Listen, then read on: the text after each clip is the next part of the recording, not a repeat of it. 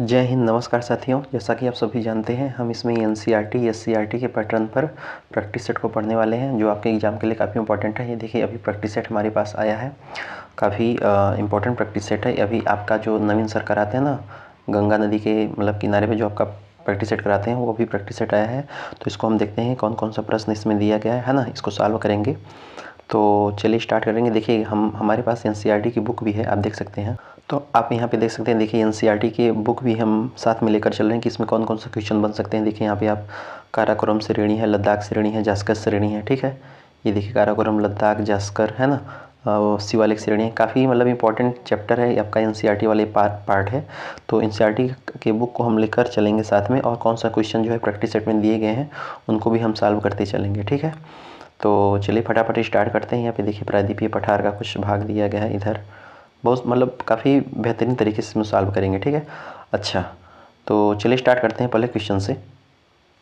तो देखिए इसमें तो स्टार्टिंग में पहले क्वालिफाइंग दिया है ना, जो 30 नंबर का क्वालिफाइंग होता है, तो उसको नहीं देखेंगे। पहले हम मेन पोर्शन देखेंगे जहाँ से आपका मेरिट बनता है। तो स्टार्टिंग में आपका मैथ का क्वेश्चन दिया है, तो मैथ को ही हम चलिए लास्ट में करेंगे। पहले जीएस वाले पोर्शन को देख लेते हैं। तो जीएस वाला आपका कहाँ से आता है, 56-57, इधर मैथ हो गया, यहाँ से आ गया, ठीक है। यहाँ से 63 नंबर क्वेश्चन से, ठीक है। चलिए तो इसका आंसर बताइए। कह रहा है कि किस देश के अंगोर वाट मंदिर को दुनिया के 8वें अजूबे के रूप में घोषित किया है। किसने जो है, किस देश के अंगोर वाट मंदिर को दुनिया के 8वें अजूबे के रूप में घोषित किया है, किसके देश को किया है? तो ये आपका किया है किसको, कंबोडिया को, ठीक है। चलिए फटाफट चलेंगे। अगला क्वेश्चन देखिए, कह रहा है कि 75वें गणतंत्र समारोह के मुख्य अतिथि कौन होंगे, मतलब कौन थे? तो आपके थे इमैनुअल मैक्रोन। कौन थे? Emmanuel Macron. अगला क्वेश्चन कर रहा है कि हाल ही में किस लेखिका के द्वारा किस लेखिका को व्यास सम्मान मिला है? तो व्यास सम्मान किसको मिला है? रेखा भारद्वाज नहीं है, मुकुल गोयल भी नहीं है, मधु बालानी, यानी इसमें इनमें से कोई नहीं है, ठीक है। इनमें से उनको मिला है, सुधा को मिला है ना, यादें और यादें के लिए। तो याद रखिए इसका ऑप्शन नंबर ई हो जाएगा। अगर अगला क्वेश्चन की बात करें कि हाल ही में खेलो इंडिया यूथ गेम 2024 कहाँ आयोजित किया गया? तो खेलो इंडिया यूथ गेम्स आयोजित किया गया था आपका तमिलनाडु में। कहाँ किया गया था? तमिलनाडु में, ठीक है। ये चीज़ याद रखिएगा। अगला क्वेश्चन अगर आपसे पूछे, हाँ तो तमिलनाडु में आयोजित किया गया था ना, बिल्कुल सही। अगर अगला क्वेश्चन की बात करें कि हाल ही में भूटान के प्रतिष्ठित national order of merit gold medal से सम्मानित किसे किया गया? तो इसको किया गया है आपका पूनम खेत्रपाल सिंह को जो है national order of merit gold medal से सम्मानित किया गया है। अगला क्वेश्चन की बात करें कि किसे टाइम मैगजीन द्वारा पर्सन ऑफ द ईयर, तो पर्सन ऑफ द ईयर का सम्मान जो है किसको प्राप्त हुआ है? तो आपका प्राप्त हुआ है यह टेलर स्विफ्ट को। किसको प्राप्त हुआ है? टेलर स्विफ्ट को। तो टेलर स्विफ्ट को जो है पर्सन ऑफ द ईयर से नामित किया गया है। चलिए अगला क्वेश्चन की अगर हम बात करें तो कह रहा है कि किस राज्य के गरबा महोत्सव यानी कि गरबा उत्सव को जो है, गरबा नृत्य को अमूर्त सांस्कृतिक विरासत की लिस्ट में शामिल किया है? तो गरबा कहाँ पे है? तो गरबा आपका है गुजरात। गरबा किससे रिलेटेड है? गरबा हो जाएगा आपका गुजरात से रिलेटेड। अगला क्वेश्चन की बात करेंगे, कह रहा है कि नासा के मार्स रोवर को ऑपरेट करने वाली पहली भारतीय महिला कौन है? तो नासा के मार्स रोवर को ऑपरेट करने वाली पहली भारतीय महिला कौन बनी है? तो आपका बनी है ये अक्षता कृष्णमूर्ति। कौन बनी है? अक्षता कृष्णमूर्ति। तो अक्षता कृष्णमूर्ति जो है यह नासा के मार्स रोवर को ऑपरेट करने वाली पहली भारतीय महिला बनी है। कौन बनी है? पहली भारतीय महिला बनी है। अगर अगले क्वेश्चन की बात करें, कह रहा है कि दुनिया के पहले पोर्टेबल हॉस्पिटल का उद्घाटन कहाँ किया गया? दुनिया के पहले पोर्टेबल हॉस्पिटल का उद्घाटन कहाँ किया गया? तो आपका किया गया है गुरुग्राम में। कहाँ किया गया है? गुरुग्राम में। तो दुनिया के पहले पोर्टेबल हॉस्पिटल का उद्घाटन कहाँ किया गया है? गुरुग्राम में किया गया है। अगर अगले क्वेश्चन की बात करें तो कह रहा है कि COP28, तो COP28 का आयोजन कहाँ किया गया? तो COP28 का आयोजन किया गया आपका दुबई में, ठीक है, इसको याद रखिएगा। अगर अगले क्वेश्चन बात करें, कह रहा है कि केंद्रीय मंत्रिमंडल गरीब कल्याण खाद्यान्न कार्यक्रम, केंद्रीय मंत्रिमंडल गरीब जो है आपका ये तो 5 वर्ष बढ़ा के जो आपका गल्ला वगैरह मिलता है, ठीक है। चलिए चक्रवात माइकोंग जो है, यह जो है चक्रवात जो माइकोंग है, यह किस देश ने नाम दिया है? तो आपका दिया है म्यांमार ने दिया है। किसने दिया है? म्यांमार ने दिया है। अगर अगले क्वेश्चन की बात करें, कह रहा है कि किस सुंदरी ने 72वीं मिस यूनिवर्स का खिताब जीता है? तो आपका जीता है पलास, है ना, पलास। तो पलास याद रख सकते हैं, सेनिस पलासियोस, ठीक है।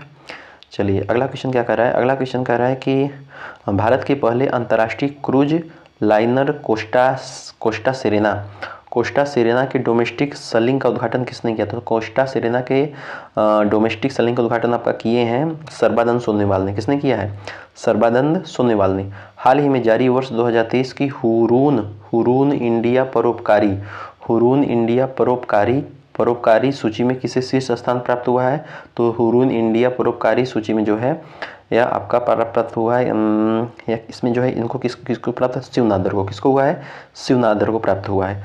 अगर आपसे पूछे कि 78वां कह रहा है कि किस महिला फुटबॉलर ने वर्ष 2023 का बेलन डी ओर पुरस्कार जीता है?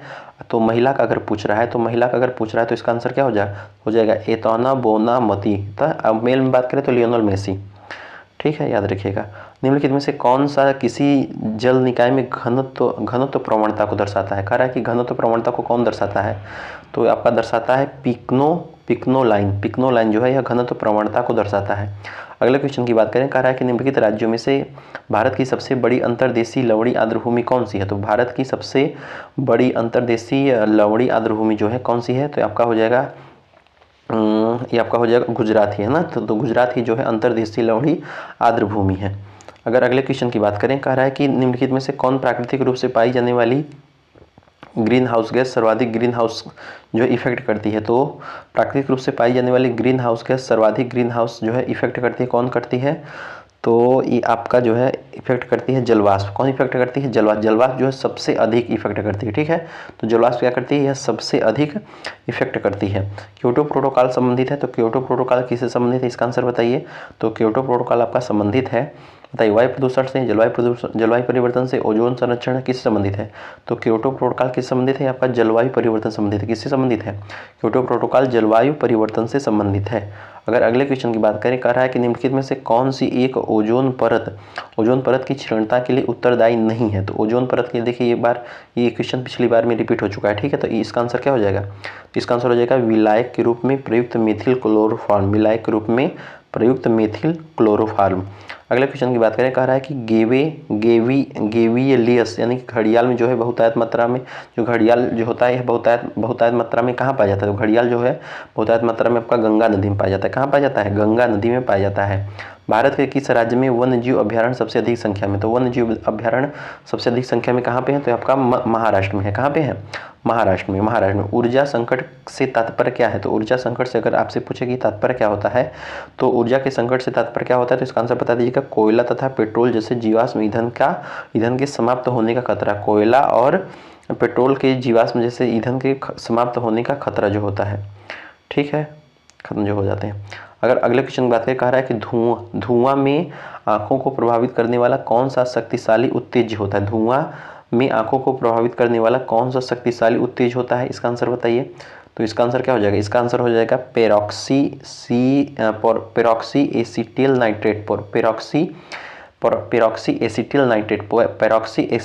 नाइट्रेट होता है। अगले क्वेश्चन की बात करें, कह रहा है कि निम्नलिखित में से कौन एक वायु प्रदूषण से संबंधित नहीं है? तो इसका आंसर बताइए। कौन वायु? स्मॉग तो है ना, अम्ल वर्षा भी है।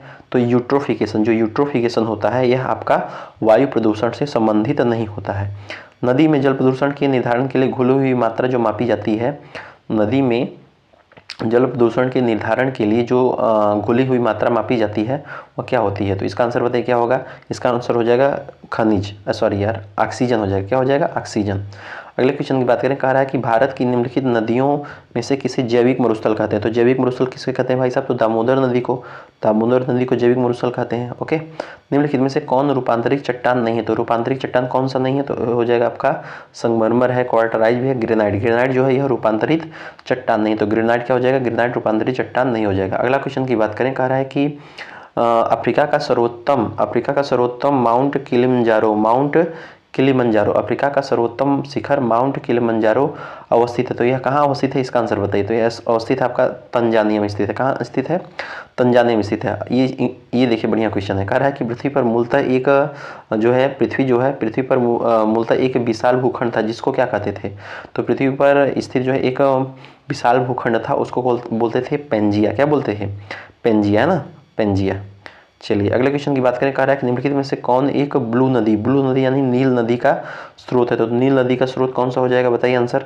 यह हो जाएगा आपका टाना झील। क्या हो जाएगा? टाना झील। तो टाना झील जो है यह ब्लू नदी का स्रोत है। विली क्या है भाई साहब? तो विली विली क्या है, तो विली विली बता दीजिएगा। ऑस्ट्रेलिया के ऊपर चलने वाला उष्णकटिबंधीय चक्रवात है। क्या है? ऑस्ट्रेलिया के ऊपर चलने वाला उष्णकटिबंधीय चक्रवात है। सिक्किम में रंगपो प्रसिद्ध है, तो सिक्किम में जो रंगपो है यह किस लिए प्रसिद्ध है? तो आपका प्रसिद्ध है तांबे के लिए। किस लिए प्रसिद्ध है? रंगपो तांबे के लिए प्रसिद्ध है। किस लिए प्रसिद्ध है? तांबे के लिए प्रसिद्ध है।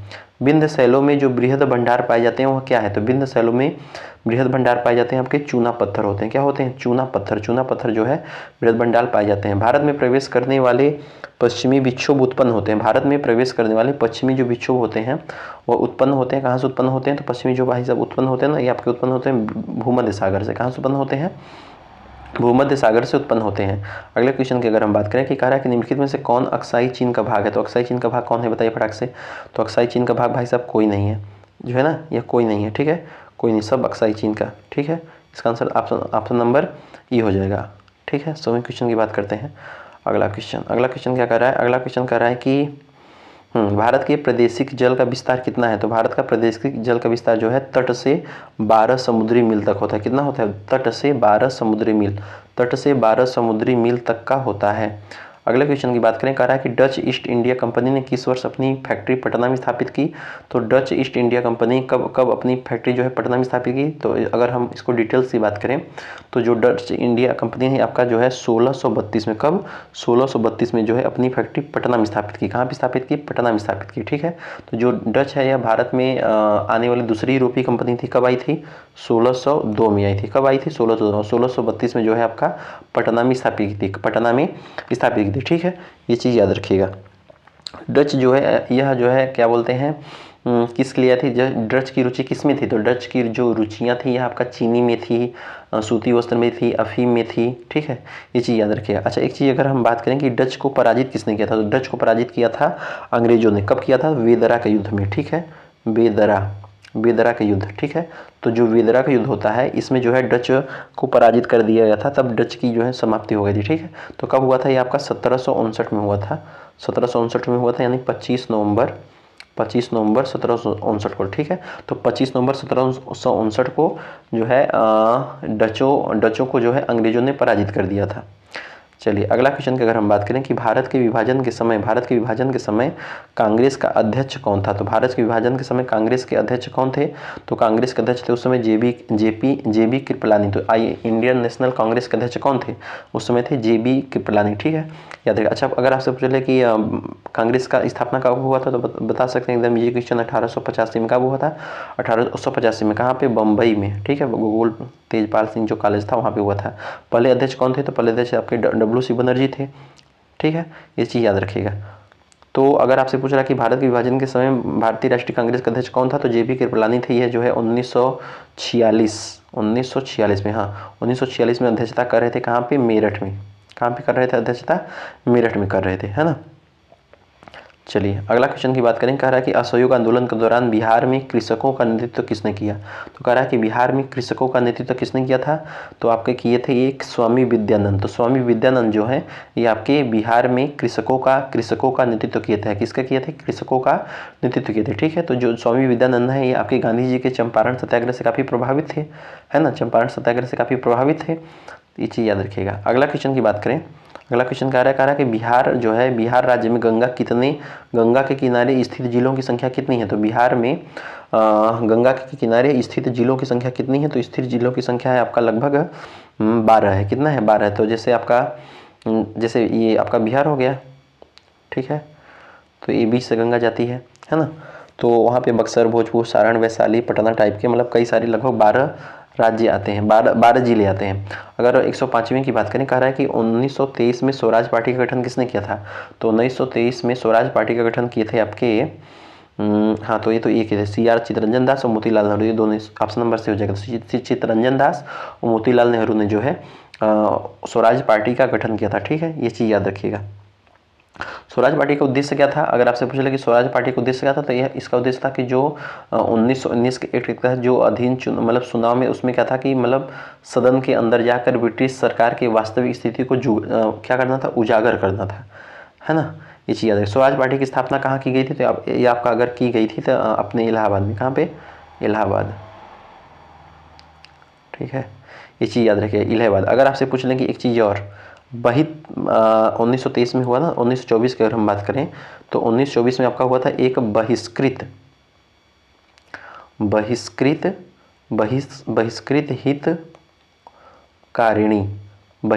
हितकारिणी सभा का गठन। ठीक है, ये कब हुआ था? 1924 में था। किसके द्वारा किया गया था? ये आपका किया गया था अम्बेडकर के द्वारा। किसके द्वारा किया गया था? अम्बेडकर। ठीक है, तो यह जो है अम्बेडकर के द्वारा किया गया था, अम्बेडकर के द्वारा किया गया था, है ना, इसको याद रखिएगा। अम्बेडकर ने एक चीज़ और किया था कि यह इन्होंने जो है 1936 में जो है स्वतंत्र श्रमिक पार्टी स्वतंत्र श्रमिक पार्टी का गठन किए थे। ओके, चलिए अगला क्वेश्चन की बात करें। कह रहा है कि प्रसिद्ध नाटक नील दर्पण, जिसमें इंडिगो की खेती करने वाले किसानों के दमन का चित्रण किया गया था, इसकी रचना किसने की थी? तो इसकी रचना की थी आपके दीनबंधु मित्र ने। किसने की थी? दीनबंधु मित्र ने की थी, दीनबंधु मित्र ने की थी। ठीक है, ये चीज़ याद रखिएगा। अगर आपसे पूछ ले कि जो नील दर्पण नाटक है यह कब लिखा गया था? ये आपका लिखा गया था 1859 में। कब लिखा गया था? ये आपका लिखा गया था 1859 में। ये चीज़ याद रखिएगा। अगर नील विद्रोह की बात करें, कहाँ गया? ये तो नील दर्पण है, तो अगर नील, तो इसका आंसर होगा दीनबंधु। अगर नील विद्रोह की बात करें, नील विद्रोह, ठीक है, अगर हम नील विद्रोह की बात करें तो नील विद्रोह का नेतृत्व किसने किया था? तो नील विद्रोह का नेतृत्व किए थे दो विश्वास लोग ने। कौन? एक दिगंबर विश्वास थे, दिगंबर, ठीक है, एक दिगंबर विश्वास थे और एक थे आपके विष्णु विश्वास। कौन थे? विष्णु विश्वास। ठीक है, तो एक दिगंबर विश्वास, एक विष्णु विश्वास, इन दोनों ने जो है नेतृत्व किया था नील विद्रोह का। कहाँ से चालू हुआ था? ये आपका चालू हुआ था नदिया के जिले जो है गोविंदपुर गांव से चालू हुआ था। नील आयोग भी बनता है, नील आयोग। तो नील आयोग का गठन कब हुआ? तो नील आयोग का गठन कब हुआ? तो नील आयोग का गठन होता है आपका 1860 में। कब होता है? 1860 में नील आयोग का गठन होता है। नील आयोग के अध्यक्ष कौन थे? तो नील आयोग के अध्यक्ष थे आपके सेटनकर। कौन थे? सेटनकर नील आयोग के अध्यक्ष थे। नील किसानों की जो दुर्दशा थी ये आपका हिंदू पेट्रियाट में जो है, मतलब इसका उसमें किया गया था। ये चीज़ याद रखिएगा। अच्छा, कुछ अगर हम आपसे पूछ ले कि जैसे पोस्ट ऑफिस वगैरह हो गया, एक पोस्ट ऑफिस है, मान लीजिए पोस्ट ऑफिस, समझ रहे हैं, पोस्ट ऑफिस एक बुक है, यह किसकी रचना है? तो आपका रविन्द्रनाथ टैगोर की रचना है। महुआ रविन्द्रनाथ टैगोर की है, गोरा रविन्द्रनाथ टैगोर की है ना, ये चीज़ याद रखिएगा। अगला क्वेश्चन कह रहा है कि निम्नलिखित में से किस कॉलेज में गांधी जी ने पढ़ाई की? तो किस कॉलेज में गांधी जी ने पढ़ाई की, बताइए। ये क्वेश्चन पूछ रहा है भाई साहब, कुछ भी पूछ सकता है, क्योंकि अभी यूपी पेट में पूछ रहा है कि गांधी जी ने लंगोटी कब पहनी। तब ये भी पूछ सकता है कि गांधी जी ने किस कॉलेज में पढ़ाई की, तो आप बता दीजिएगा कि श्यामला दास कॉलेज भावनगर। तो श्यामला दास कॉलेज भावनगर में गांधी जी ने पढ़ाई की। गांधी जी का जन्म कब हुआ था? तो आपका हुआ था 2 अक्टूबर 1869 को। कब हुआ था? 2 अक्टूबर 1869 को हुआ था। पोरबंदर गुजरात में हुआ था। माता पुतलीबाई थे, पिता करमचंद गांधी थे, पत्नी आपका कस्तूरबा गांधी थी, है ना, ये चीज़ याद रखिएगा। तो ये जो है आपके भावनगर में जो है श्यामला दास कॉलेज में इन्होंने जो है पढ़ाई की थी। ये चीज़ याद रखें। अच्छा, ये जो है दक्षिण अफ्रीका कब गए थे? तो आपका गए थे 1893 में। किस लिए गए थे? तो एक अब्दुल्ला नामक व्यापारी था, उनका केस लड़ने के लिए वहाँ पे गए थे। ये चीज़ याद रखिएगा, ठीक है। फिर भारत कब आए? तो भारत आते हैं 9 जनवरी 1915 को, ठीक है। एक साल फिर भ्रमण करते हैं, फिर 16 में, फिर 17 में आपका चंपारण चला देते हैं। चलिए अगर अगले क्वेश्चन की बात करें, कह रहा है कि निम्नलिखित में से किसने 1857 के विद्रोह में सक्रिय भाग लिया था? तो किसने जो है 1857 के विद्रोह में सक्रिय भाग लिया? तो भाई साहब नाना साहब कानपुर ये भी लिए थे, बेगम हजरत लखनऊ ये भी लिए थे, मौलवी अहमदुल्ला से। तो एक से अधिक हो जाएगा, क्या हो जाएगा? एक से अधिक हो जाएगा, ठीक है, ये चीज़ याद रखिएगा। तो काफ़ी इंपॉर्टेंट प्रश्न है। अगर आपसे पूछे बिहार में, तो बिहार में जो है 1857 का नेतृत्व किसने किया था? तो कुंवर सिंह ने किया था। किसने किया था? कुंवर सिंह, ठीक है। तो ये कुंवर सिंह जो है बिहार का नेतृत्व किए थे।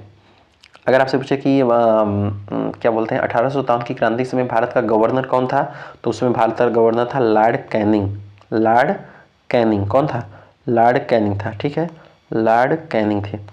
तो कैनिंग की बात कर लेते हैं। तो जो 1857 की विद्रोह के समय, उस समय कौन गवर्नर जनरल था? लॉर्ड कैनिंग, लॉर्ड कैनिंग, ठीक है, लॉर्ड कैनिंग। और इंग्लैंड के प्रधानमंत्री कौन थे? इंग्लैंड के उस समय प्रधानमंत्री थे पार्मस्टन, ठीक है, इसको आप ऐसे नोट कर सकते हैं। चलिए अगले क्वेश्चन की बात करें। कह रहा है कि किस अधिनियम के बारे में जवाहरलाल नेहरू ने कहा कि हमें ऐसी कार दी गई जिसमें सब ब्रेक थे परंतु इंजन नहीं था। तो यह किस अधिनियम के बारे में उन्होंने बताया? तो यह बताए थे उन्होंने जो 1935 का अधिनियम ना, भारत शासन अधिनियम 1935 के बारे में उन्होंने बताया कि हमें एक ऐसी कार दी गई जिसमें सब ब्रेक थे किंतु इंजन नहीं था। ठीक है। ये 1935 का अधिनियम से ही जो है भारत के संविधान में काफ़ी चीज़ें ली गई हैं, ये चीज़ याद रखिएगा। तो अगर आप मतलब इसमें क्या था, इसमें जो है तो इंजन की बात करें तो इसमें इंजन मतलब क्या नहीं था, तो इसमें आपका प्रस्तावना नहीं था। क्या नहीं था? प्रस्तावना नहीं था। यानी कि प्रस्तावना होना चाहिए ना, कि मतलब जो कि मार्गदर्शन के लिए जरूरी होता है। ठीक है, ये चीज़ याद रखिएगा। इसमें इस एक्ट में कितनी थी, तो इसमें जो है लगभग भारत शासन अधिनियम में जो है लगभग 321 धाराएं थी।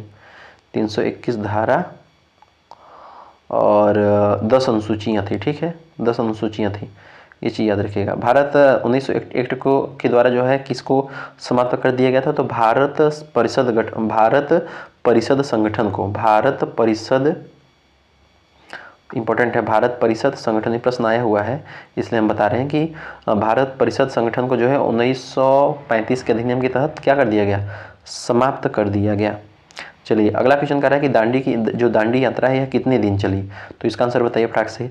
तो दांडी की जो यात्रा है आपका लगभग 24 दिन चली। कब चली? 24 दिन। कब से कब चली? 12 मार्च 1930 से 6 अप्रैल 1930 तक। ठीक है, 6 अप्रैल 1930 तक तो यह चली। कहाँ से चली? यह जो है साबरमती के नवसारी जिले था ना, वहाँ पे दांडी यात्रा शुरू होता है। लगभग 241 मील की यात्रा शुरू होती है, ये चीज़ याद रखिएगा। चलिए तो अच्छा, अगर कुछ इंपॉर्टेंट इससे हम बता दें कि जो दांडी यात्रा है इसकी तुलना जो है सुभाष चंद्र जो बोस हैं वो आपके नेपोलियन के एल्बा से पेरिस की यात्रा, यानी नेपोलियन की जो पेरिस यात्रा है उससे की थी तुलना। किसकी? दांडी यात्रा की तुलना किसने की थी? सुभाष चंद्र बोस ने नेपोलियन के पेरिस की यात्रा से की थी। ठीक है, एल्बा से पेरिस। ठीक है, ये चीज़ याद रखिएगा। चलिए अगर हम अगला बात करें, अगला क्वेश्चन किधर गया, इधर अगले क्वेश्चन की बात करें तो अगला क्वेश्चन कह रहा है कि प्रसिद्ध गीत सरफरोशी की तमन्ना अब हमारे दिल में है, जोर कितना, देखते हैं जोर कितना अब बाजुए का दिल में। तो इसको देखें, सरफरोशी की तमन्ना अब हमारे दिल में है, यह किसने कहा था, बताइए आंसर। तो इसके रचयिता कौन है? सूर्यसेन नहीं है, इनको दादा बोलते हैं ना, मास्टर दा। चंद्रशेखर आज़ाद भी नहीं है, सदा इस ई हो जाएगा, क्या हो जाएगा, ई हो गया। तो ये जो है सरफरोशी की तमन्ना भाई साहब, ये कौन हो, इसके रचनाकार कौन थे? तो इसके रचनाकार थे अजीमाबादी। कौन थे? अजीमाबादी बिस्मल अजीमाबादी। चलिए ये चीज़ नोट कर लिए। तो बिस्मल अजीमाबादी जो है यह सरफरोशी की तमन्ना अब हमारे दिल में है, इसके रचयिता हैं। तो ये कहाँ के हैं? ये आपके बिहार के उर्दू कवि हैं। कौन है? बिस्मल अजीमाबादी कौन है? ये बिहार के उर्दू कवि हैं, ठीक है, याद रखिएगा। अच्छा, जो राम प्रसाद बिस्मिल थे, ये जो है यही इन्हीं की जो कविता है, गज़ल है, अजीमाबादी की गज़ल को ही जो मतलब बोलते हुए फांसी पर चढ़ गए थे। ठीक है, किस लिए राम प्रसाद बिस्मिल को फांसी दे दी गई थी? तो काकोरी कांड ना, काकोरी कांड। तो काकोरी कांड के कारण जो है उनको फांसी की सज़ा दे दी गई थी। और तो फिर अगर तो ये हो गए राम प्रसाद बिस्मिल। भगत सिंह जो है इंकलाब जिंदाबाद और साम्राज्यवाद का नाश हो उसका नारा देकर वो वो नारा दिए थे, इंकलाब जिंदाबाद वगैरह काफ़ी। और सारे जहाँ से इच्छा हिंदुस्तान हमारा, वो किसने दिया था? तो मोहम्मद इकबाल ने था। किसने दिया था? मोहम्मद इकबाल ने दिया था। चलिए अगला क्वेश्चन कह रहा है कि 1857 की क्रांति के दौरान पटना डिवीज़न का कमिश्नर कौन था? तो पटना डिवीज़न का अगर कमिश्नर की बात करें तो 1857 की क्रांति के दौरान जो है पटना डिवीज़न का कमिश्नर था आपका विलियम टेलर था। कौन था? विलियम टेलर जो है पटना डिवीज़न का कमिश्नर था। 3 जुलाई 1857 को, 3 जुलाई 1857 इंपॉर्टेंट डेट है, 3 जुलाई 1857 को पटना में एक व्यापक विद्रोह होता है। कौन सा, किस लिए, मतलब उसमें नेतृत्व किसने किया था? तो उसमें नेतृत्व थे आपके पीर अली। कौन? पीर अली। ठीक है, ये चीज़ याद रखिएगा, पीर अली थे। ठीक है, ये क्वेश्चन आपका पूछा गया है।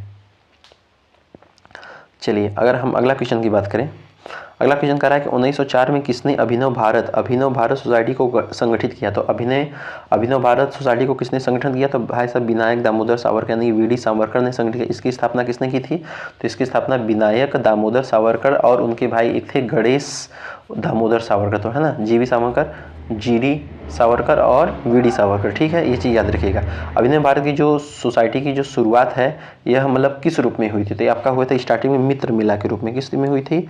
मित्र मेला, है ना। ये चीज़ पूछेगा तो बता दीजिएगा कि जो यह जो है अभिनव भारत सोसाइटी की जो शुरुआत हुई थी आपका मित्र मेला के रूप में हुई थी। कब हुआ था? 1899 के आसपास में, है ना। ये चीज़ याद रखिएगा। अच्छा, अगर पूछ ले कि वी डी सावरकर की एक प्रमुख पुस्तक है, कौन सा पुस्तक है? तो the Indian war for independence, ठीक है। यह वी डी सावरकर की काफ़ी इंपॉर्टेंट पुस्तक है, ये आप नोट कर सकते हैं, ठीक है। फिर बाद में जो है वहाँ पे उनको जेल में रख दिया गया था, अंडमान निकोबार वगैरह, ठीक है।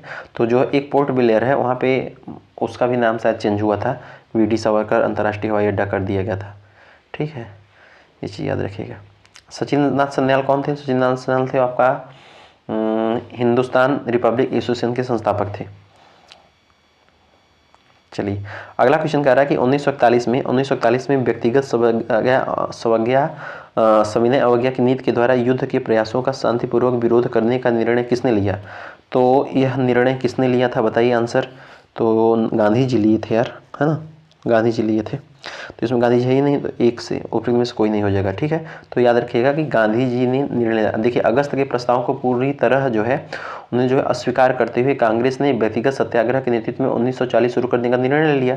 उस समय कौन थे? तो उस समय मतलब 3 सितंबर 1939 के आसपास में वायसराय था लॉर्ड लिनलिथगो। उन्होंने यह घोषणा की भारत भी जो है द्वितीय विश्व युद्ध में शामिल है, भारत भी द्वितीय विश्व युद्ध में शामिल है, ये चीज़ याद रखा। फिर गांधी जी ने क्या कहा? गांधी जी ने जो है इस जो मतलब उन्होंने वो बोला, तो गांधी जी ने इसका विरोध करने के लिए जो है 1904 में जो है 1940 में व्यक्तिगत सत्याग्रह आरंभ कर दिया, ठीक है।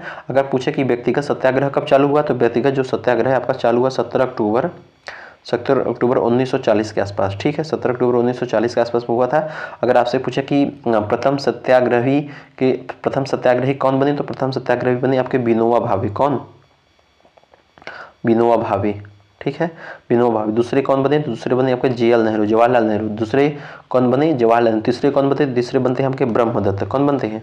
ब्रह्मदत्त, ठीक है। तीसरे ब्रह्मदत्त बनते हैं, ये चीज़ याद रखिएगा। इसमें जो है कई सारे मतलब लगभग 25,000 समथिंग जेल गए थे। चलिए, अगला क्वेश्चन कर रहा है कि बिहार कांग्रेस कमेटी के पहले अध्यक्ष कौन बने? तो बिहार कांग्रेस कमेटी के पहले अध्यक्ष बनते हैं आपके मजहरुल हक। तो मजहरुल हक जो है बिहार कांग्रेस कमेटी के अध्यक्ष बनते हैं। अगला क्वेश्चन कर रहा है कि बिहार के किस नगर में जो है 1922 का भारतीय राष्ट्रीय कांग्रेस का वार्षिक अधिवेशन हुआ था? तो बिहार के किस नगर में 1922वें का भारतीय राष्ट्रीय कांग्रेस का अधिवेशन हुआ था? भारतीय राष्ट्रीय कांग्रेस का अधिवेशन कब को हुआ था? चलिए, इसका आंसर बताइए। तो 1922 में आपका हुआ था, ये भी गया में हुआ था। कब हुआ था? 1922 में गया हुआ था। देखिए, कब को हुआ था? तीन बार मतलब आज़ादी के पहले स्वतंत्रता से पूर्व जो है बिहार में 3 अधिवेशन हुए। कौन कौन अधिवेशन हुए? एक होता है आपका 1912 में। कब होता है? 1912 में, है ना, ये चीज़ याद रखिएगा। चलिए, यहाँ पे बढ़िया से देखते हैं। देखिए, एक हुआ था आपका 1912 में, और दूसरा कब हुआ था? दूसरा हुआ था 1922 में, ये वाला, है ना। तीसरा हुआ था आपका 1940 में, ठीक। ये चीज़ याद रखिएगा। जो 1912 वाला हुआ था ये आपका पटना में हुआ था, और जो 1922 वाला है आपका गया में हुआ था, और 1940 वाला आपका कब हुआ था? रामगढ़ में हुआ था। कब हुआ था? रामगढ़ में, है ना, रामगढ़ में हुआ था। अगर आपसे पूछ ले कि अध्यक्ष की बात करें तो 1912 में अध्यक्ष कौन थे? आर.एस. मधुलकर। और 1922 में जो गया में अधिवेशन हुआ था, इसमें हुए थे आपके देशबंधु चित्तरंजन दास। कौन बने थे अध्यक्ष? देशबंधु चित्तरंजन दास। 1940 वाले की बात करें तो इसमें हुए थे आपके मौलाना अबुल कलाम आज़ाद। कौन? मौलाना अबुल कलाम आज़ाद, है ना। तो मौलाना अबुल कलाम आज़ाद जो है ये जो है तीसरे मतलब अध्यक्ष बनते हैं। कौन? 1940 के, ठीक है। तो डेट याद रखिए, एक बार फिर से बताते हैं। देखिए, पहला हुआ था 1912 में, फिर इसके बाद हम बिहार की बात कर रहे हैं, ठीक है। ये आपका 27वां अधिवेशन था। कौन सा अधिवेशन था? 27वां। इसके बाद होता है आपका 1922 में। 1922 में कौन सा अधिवेशन था? ये आपका 38वां अधिवेशन था। और इसके बाद फिर होता है आपका 1940 में। 1940 में कौन सा अधिवेशन था? ये आपका 53वां अधिवेशन था। पहला वाला कहाँ हुआ था? मतलब 1912 वाला तो आपका हुआ था पटना में, और 1922 वाला आपका गया में, ठीक है। और 1940 वाला आपका हुआ था रामगढ़ में। कहाँ हुआ था? रामगढ़ में। पहले वाले में 1912 वाले में अध्यक्ष यानी कि जो पटना में अध्यक्ष था, पटना में अध्यक्ष कौन बने थे? आर.एस. मधुलकर। 22 वाले में अध्यक्ष कौन बने थे? चित्तरंजन दास। कौन बने थे? चित्तरंजन दास। और 40 में अध्यक्ष कौन बने थे? मौलाना अबुल कलाम आज़ाद। ठीक है। तो ये कांग्रेस का मतलब कांग्रेस का अधिवेशन हो गया। तो बता ही दिए है ना कांग्रेस का स्थापना कब हुआ था। 1885 में एलन विक्टियम की मतलब एलन विक्टियम जो होम थे उसके द्वारा स्थापना की गई थी 1885 में। कब किए थे 28 दिसंबर डेट याद रखिए 28 दिसंबर 1885 को बम्बई के ग्वालियर टैंक में जो है ना गोकुलदास तेजपाल सिंह संस्कृत कॉलेज था उस समय, ये चीज़ याद रखा। अच्छा एक इंपॉर्टेंट क्वेश्चन अगर हम आपको एक चीज़ बताएं कि जो एक है आपके सर सैयद अहमद खान, नाम जानते हैं सर सैयद अहमद खान, ये जो है भाई साहब कभी भी भारतीय राष्ट्रीय कांग्रेस से कभी भी संबंध नहीं थे। इनका इंडियन नेशनल कांग्रेस से कोई भी मतलब वो नहीं था, संबंध नहीं था। अगर और एक क्वेश्चन की बताएं कि जो गंगाधर तिलक हैं, गंगाधर तिलक, ठीक है, ये कांग्रेस का सदस्य रहे लेकिन कभी भी कांग्रेस की अध्यक्षता नहीं कर सके। कौन? गंगाधर तिलक। तो गंगाधर जो तिलक हैं ये कांग्रेस का सदस्य रहे लेकिन कभी कांग्रेस का अध्यक्षता नहीं कर सके। एक चीज़ अगर और हम आपको बताएं, एक होता है सेफ्टी वाल्व सिद्धांत। तो जो सेफ्टी वाल्व सिद्धांत है उसमें क्या हुआ कि जो कांग्रेस के जो आरंभिक नेता थे उनको जो है संस्थापक के रूप में ए.ओ. ह्यूम का जो है तड़ित चालक के रूप में उनको प्रयोग किया गया था। चलिए बहुत टाइम हो रहा है, अगला क्वेश्चन देखते हैं। अगला क्वेश्चन कह रहा है कि निम्नलिखित में से अच्छा सूची को मिलाना है भाई साहब। तो सूची को चलिए मिलाने का प्रयास करिए, कौन सा सूची किससे संबंधित है इसको देखते हैं। ठीक, तो कायनानंद शर्मा का संबंधित किससे है, यदुनंद शर्मा का संबंधित किससे है, जमुना कार्जी कहाँ से है, राहुल संस्कृतायन कहाँ से। तो राहुल संस्कृतायन आपका अनवारी से है। राहुल संस्कृतायन आपका कहाँ से है, तो जो राहुल संस्कृतायन है, राहुल संस्कृतायन ही आपका अनवारी से है। कहाँ से है, राहुल संस्कृतायन आपका अनवारी से है। ठीक है, राहुल संस्कृतायन आपके कहाँ से हैं, तो राहुल संस्कृतायन आपके अनवारी से है। जमुना कार्जी कहाँ से, तो जमुना कार्जी आपके हो जाएंगे सारण से। ठीक है, जमुना कार्जी सारण से हो जाएंगे। यदुनंद शर्मा कहाँ से, तो यदुनंद शर्मा आपका गया से हैं। कार्यानंद शर्मा आपके मुंगेर से हैं। ये चीज़ आप देख सकते हैं। इसका आंसर क्या हो जाएगा, इसका आंसर हो जाएगा 2, इसके बाद फिर 1, तो इसका आंसर हो जाएगा ऑप्शन नंबर सी। अगला क्वेश्चन देखिए।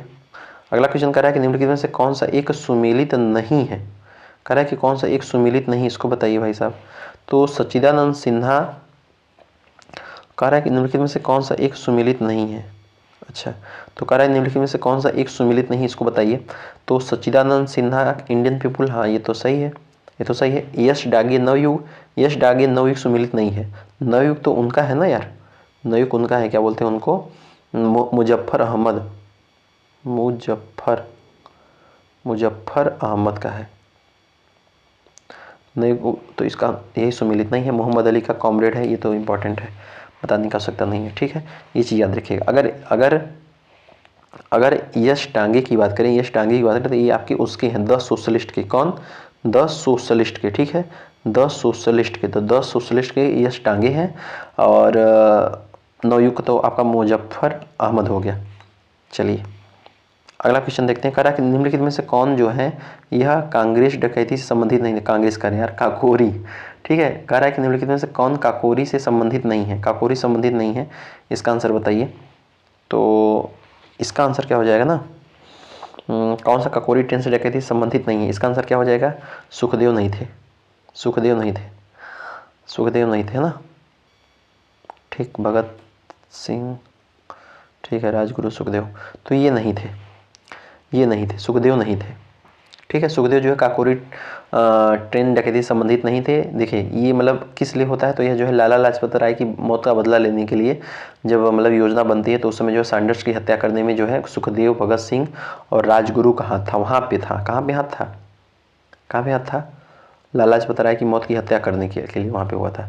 इसलिए जो है 23 मार्च को 1900, ये भाई साहब बहुत खतरनाक दिन है, 23 मार्च, ठीक है, 23 मार्च 1931 को भगत सिंह, राजगुरु और सुखदेव को फांसी की सज़ा दे दी गई। ये चीज़ याद रखिएगा।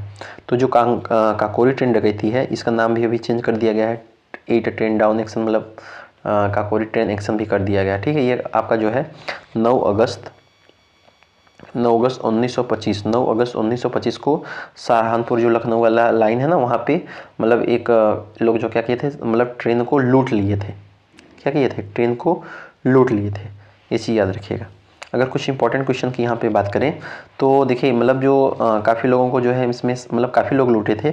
4 लोगों को आजीवन सजा दी गई, राम प्रसाद बिस्मिल, अशफाक उल्ला खां, रोशन सिंह, राजेंद्र लाहिड़ी, ये लोगों को जो है क्या कर दिया गया, इन लोगों को जो है फांसी की सज़ा दे दी गई, फांसी की सज़ा दे दी गई। ठीक है, ये चीज़ याद रखिएगा। अच्छा, काकोरी केस की अभियुक्तों का जो बचाव करते समय एक गोविंद पल्लम थे, उनकी अध्यक्षता में जो है बचाव समिति का गठन किया गया। किसका समिति का गठन किया गया?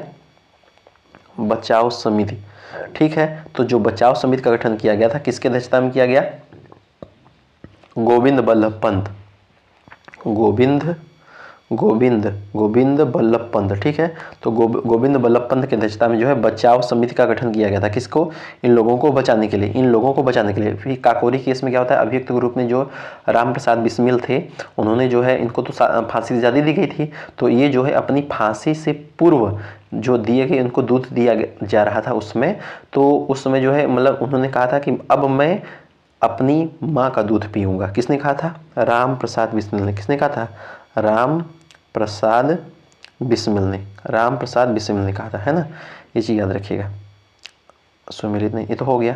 अच्छा, इससे रिलेटेड कुछ हम बुक की बात कर लें। यहाँ पे कुछ देखिए बुक दिया है, तो इसको बुक की बात कर लेते हैं। देखिए कुछ इंपॉर्टेंट बुक है, जैसे आपका पूछ लेगा कि कवि वचन सुधा। चलिए बताइए, कुछ हम क्वेश्चन पूछ रहे हैं। कवि वचन सुधा किसका है? बताइए, कवि वचन सुधा किसका है? युवक किसका है? युवक जो बुक है यह किसका है? युवक किसका है? अगर आपसे पूछे हिंदू बुक किसका है, हिंदू, तो ये बुक किसका है? तो कवि वचन सुधा आपका हो जाएगा उनका भारतेंदु हरिश्चंद्र का। युवक किसका हो जाएगा? तो युवक हो जाएगा आपका रामवृक्ष बिनीपुरी, रामवृक्ष बिनीपुरी। हिंदू किसका हो जाएगा? तो हिंदू हो जाएगा आपका वीर राघवाचारी, वीर राघवाचारी, वीर राघवाचारी। एक बढ़िया क्वेश्चन है, एक है आपका लेबर किसान गजट। इसका आंसर बताइए क्या होगा? लेबर किसान बजट। तो लेबर किसान बजट का आंसर क्या हो जाएगा? इसके हो जाएंगे यम सिंगार वेल्लू, सिंगार वेल्लू। ठीक है, तो यम सिंगार वेल्लू इसके आंसर हो जाएंगे। इंकलाब, इंकलाब जो बुक है, इंकलाब जो बुक है, इंकलाब है ना। इंकलाब बुक के लेखक कौन है? तो इंकलाब बुक के लेखक हैं आपके, इंकलाब बुक के लेखक हैं आपके गुलाम हुसैन। कौन है? गुलाम हुसैन। ठीक है, ये इंकलाब बुक के लेखक हैं, इंकलाब बुक के लेखक हैं। चलिए अगला क्वेश्चन कर रहा है कि बिहार में किस क्षेत्र में फतेह शाही विद्रोह हुआ? बताइए, तो किस क्षेत्र में भाई साहब फतेह शाही विद्रोह हुआ? इसका आंसर बताइए कि किस क्षेत्र में फतेह शाही विद्रोह हुआ? फतेह शाही विद्रोह किस क्षेत्र में हुआ था? यह आंसर हो जाता है आपका सारण में। कहाँ होता है? सारण में। तो सारण में जो है उसमें जो है 1766, उतना डेट याद नहीं है, तो उसमें हुआ था। चलिए कोई बात नहीं, तो याद रखिएगा कि यह जो है सारण में हुआ था। अगला क्वेश्चन की बात करें, कह रहा है कि राष्ट्रपति अच्छा, राष्ट्रपति क्या होता है, मतलब राष्ट्रपति किसका हिस्सा होता है? तो राष्ट्रपति आपका जो है संसद का हिस्सा होता है। किसका होता है? हाँ, तो राष्ट्रपति जो है आपका संसद का हिस्सा होता है, संसद का हिस्सा होता है। ये चीज़ याद रखिए। किसके अनुसार? तो ये होता है आपका लगभग मतलब अनुच्छेद 79। तो ये है ना आपका, ये भाई साहब, अरे यार सरला याद करिए, सरला। तो आपका स से हो जाएगा संसद यानी 79, अनुच्छेद र से हो जाएगा राज्यसभा, तो यह हो जाएगा आपका 80, और ला से हो जाएगा लोकसभा, तो ये 81। याद रखते हैं, ठीक है। तो जब संसद के द्वारा जो पारित विधेयक होता है, राष्ट्रपति अनुच्छेद 111 के तहत जब हस्ताक्षर कर लेता है ना, तो वह क्या होता है, वह कानून बन जाता है। और जब ये आर्टिकल 123 की बात करें, तो राष्ट्रपति जो है इसमें 123 के अंतर्गत जब सत्र नहीं चल रहा होता है, तो उस समय जो है राष्ट्रपति क्या करता है? राष्ट्रपति अध्यादेश जारी करता है। अगला क्वेश्चन कर रहा है कि भारत का जो महान्यायवादी है, भारत का जो महान्यायवादी है वह किसके द्वारा नियुक्त किया जाता है? तो जो भारत का महान्यायवादी है आपका भारत के राष्ट्रपति के द्वारा ही नियुक्त किया जाता है। किसके द्वारा नियुक्त किया जाता है? भारत के राष्ट्रपति के द्वारा नियुक्त किया जाता है। अगर आपसे पूछ लें कि जो भारत का न्यायवादी है इसकी योग्यता क्या होनी चाहिए, तो इसकी योग्यता वही होना चाहिए जो उच्चतम न्यायालय यानी जो सुप्रीम कोर्ट के न्यायाधीश की होती है ना, वही जो है योग्यता होनी चाहिए। यह कब तक रहते हैं? तो ये आपके जो है राष्ट्रपति के प्रसाद पर्यंत तक रहते हैं। कब तक रहते हैं? राष्ट्रपति के प्रसाद पर्यंत तक रहते हैं। कौन सा मतलब इनका जो है जो राष्ट्रपति जो होते हैं इनकी नियुक्ति किस अनुच्छेद के तहत करते हैं? तो इसकी नियुक्ति जो है इनकी महान्यायवादी की नियुक्ति अनुच्छेद 76 के तहत करते हैं। ठीक है, वहाँ पे सुप्रीम कोर्ट की बात करें। अगर हम राज्य की बात करें, हाई कोर्ट की बात करें, तो इसमें एक आते हैं महाधिवक्ता। कौन आते हैं? महाधिवक्ता। ठीक है, तो महाधिवक्ता आते हैं जो है राज्यपाल वगैरह इनकी नियुक्ति करते हैं। यह किस अनुच्छेद पे आते हैं? तो ये आपके आते हैं 65 अनुच्छेद में, किस अनुच्छेद में, 165 अनुच्छेद में, ठीक है, ये चीज याद रखा है। जो महान्यायवादी होते हैं आपका भारत का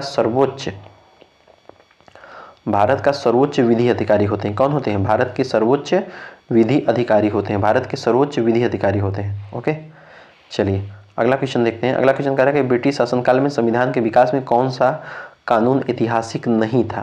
तो ये क्वेश्चन रिपीट है, तो कौन सा कानून नहीं था भाई साहब ब्रिटिश शासनकाल में, अच्छा संविधान में जो है कौन सा कानून ऐतिहासिक नहीं था। तो ब्रिटिश शासनकाल के तो ब्रिटिश काल में 1955 में ब्रिटिश शासनकाल कहाँ था, तो इसका ऑप्शन नंबर ये हो जाएगा। ओके, ये चीज़ याद रखिएगा।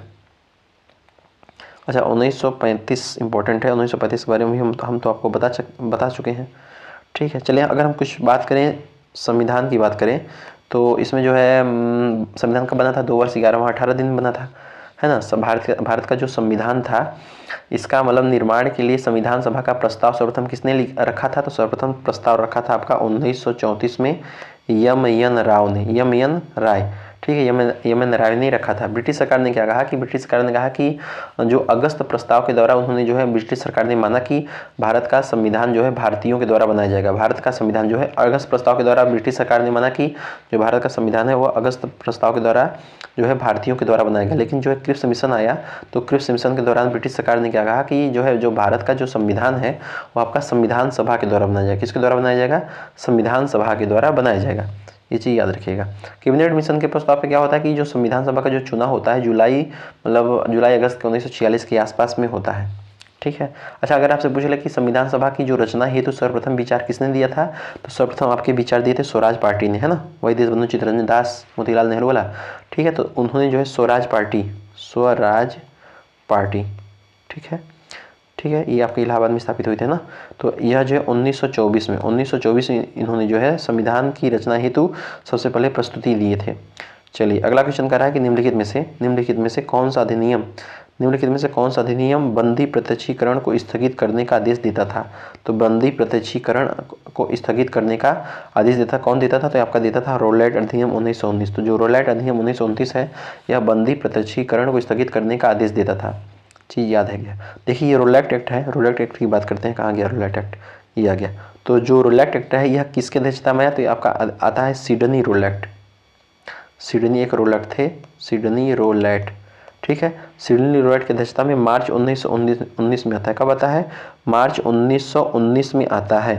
रौलैट अधिनियम जो है अंग्रेजी सरकार जिसको जब चाहे बिना कानून चलाए यानी बिना मुकदमा चलाए उसमें क्या कर देती थी, जेल में बंद रख सकती थी, है ना। इसलिए कानून को इसको जो है बिना वकील, बिना अपील, बिना दलील का कानून कहा जाता है, ठीक है। अगर आपसे पूछ ले कि जो यह जो है रौलैट एक्ट है 1919 वाला, यह किसके शासनकाल में यानी किसके कार्यकाल में पारित हुआ, तो आपका पारित हुआ लॉर्ड चेम्सफोर्ड, ठीक है। लॉर्ड चेम्सफोर्ड ने जो है पारित किया। जो गांधी जी थे यह सत्याग्रह यानी रौलैट सत्याग्रह के लिए 2 राजनीतिक मंचों का उपयोग किया था। कौन कौन, एक किए थे आपका खिलाफत, ठीक है, एक किए थे आपका खिलाफत, एक दूसरा किए थे आपका सत्याग्रह सभा, क्या, सत्याग्रह सभा, ठीक है। चलिए बहुत बढ़िया। अगर अगले क्वेश्चन की बात करें, कह रहा है कि निम्नलिखित में से किसका संबंध भारत के सर्वोच्च न्यायालय से है।